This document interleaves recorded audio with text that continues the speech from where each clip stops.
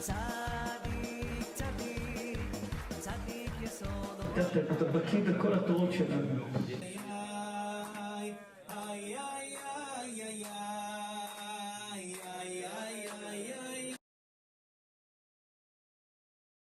On ne se rend pas compte dans cette histoire des filles de Moab, mais ça a décimé un tiers du peuple d'Israël parmi les hommes.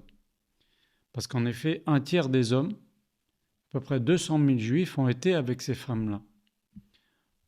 Quand on lit le texte, on croit qu'il n'y a eu que 24 000 morts dans cette histoire. Les 24 000 personnes qui sont mortes, c'est quand Pinchas a été pour tuer Zimri. Il y a les membres de la tribu de Shimon qui ont voulu se lever contre Pinchas pour le tuer. Là, Hachem, il a tué 24 000 personnes. Mais ça ne s'arrête pas là. Tous les juifs qui ont été avec ces femmes-là, ils ont fait aussi de l'idolâtrie. Donc, ils ont fait deux choses terribles. Et Akash Baruch Hu, il a dit qu'il faut les tuer. Donc, Akash Baruch Hu dit la chose suivante, et c'est un verset qu'on a lu. Vaïtsamed Israël et Baal Péor. Les Juifs, ils se sont attachés à l'idolâtrie de Baal Péor. Vaïtsamed, c'est comme quelqu'un qui a une bague, une dame qui a une bague, elle ne peut pas la retirer. Et bien, les Juifs, ils étaient comme ça attachés avec l'idolâtrie de Baal Péor. Vayechar af Hachem be'Israël. Akash Baruch Hu s'est mis très en colère contre le peuple d'Israël. C'est étonnant parce que dans la Torah, il y a marqué qu'Hachem, il est lent à la colère. Oui, il est lent à la colère, Hachem. Seulement, il y a des choses qui font que la colère, elle n'est plus lente. Comme quoi, par exemple, c'est l'idolâtrie, c'est la débauche. Ça, et d'ailleurs, c'est ce que Bilam a dit à Balak. Le Dieu des Juifs a horreur de la débauche. Tu veux détruire le peuple juif, tu n'as même pas besoin de leur faire la guerre. Envoie leurs défis. Et donc, ça va déclencher une colère immédiate d'Akash Baruch Hu. Et c'est ce qui s'est passé. Et qu'est-ce que dit Hachem? Kachet kol raché ha'am, prend tous les juges du peuple d'Israël et condamne, punit toutes ces personnes-là afin que la colère d'Hachem se calme. Effectivement, quand le din, la justice, sera alliée sur terre, à Akash Baruch Hu, il n'y a plus de raison qu'ils soient en colère. La justice a été rétablie. Très bien. Quand on lit ce verset, on ne se rend pas compte. Regardez ce que dit le verset d'après. Vayomer Moshe el Shofté Israël. Moshe Rabbeinu a dit aux juges d'Israël, Irgu ish anashav, que chacun tue deux.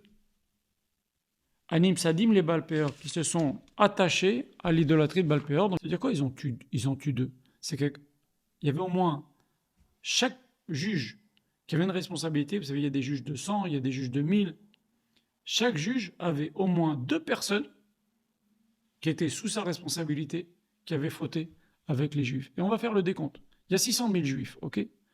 S'il y a 600 000 juifs, il y a au moins 600 juges de 1000. Ça fait déjà 600 juges fois 2, ça faisait déjà 1200 juifs. C'est pas tout. Il y a aussi des juges de 100. Combien il y a de juges de 100? Il y en a 6000, parce qu'il y avait 600 000 juifs.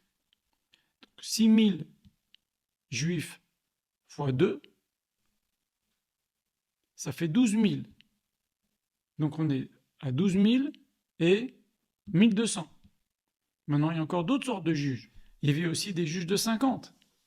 S'il y a 6 000 juges de 100 pour faire 600 000 hommes, il y avait 600 000 hommes, il y avait aussi des juges de 50. Combien il y avait des juges de 50? 12 000. Donc ces 12 000, ils ont tué aussi deux. Ça fait encore 24 000. 24 000, 12 000, 1200. On va faire les comptes après. C'est terrible. Il y avait aussi des juges de 10, et sur leur responsabilité, il y avait toujours au moins deux personnes qui avaient fauté dans cette chose-là. Alors combien il y avait des juges de 10? C'est simple. S'il y a 600 000 juifs, il y a 60 000 juges de 10. Et chacun en a tué deux. Ça fait déjà 120 000 juifs. 120 000 juifs. Plus 24 000, plus 12 000, etc. qu'on a cité tout à l'heure. Si on fait les comptes, ce que je vous dis, c'est une Gemara dans l'Yerushalmi, Maseret Sanhedrin, Perek Yud, au 10e chapitre. Halacha Bet. Donc maintenant, la Gemara, elle fait le total. Et donc, si on fait le total, ça fait 120 000, plus 24 000, ça fait déjà 144 000, plus 12 000. Donc on arrive à un total, dit la Gemara, de 157 200.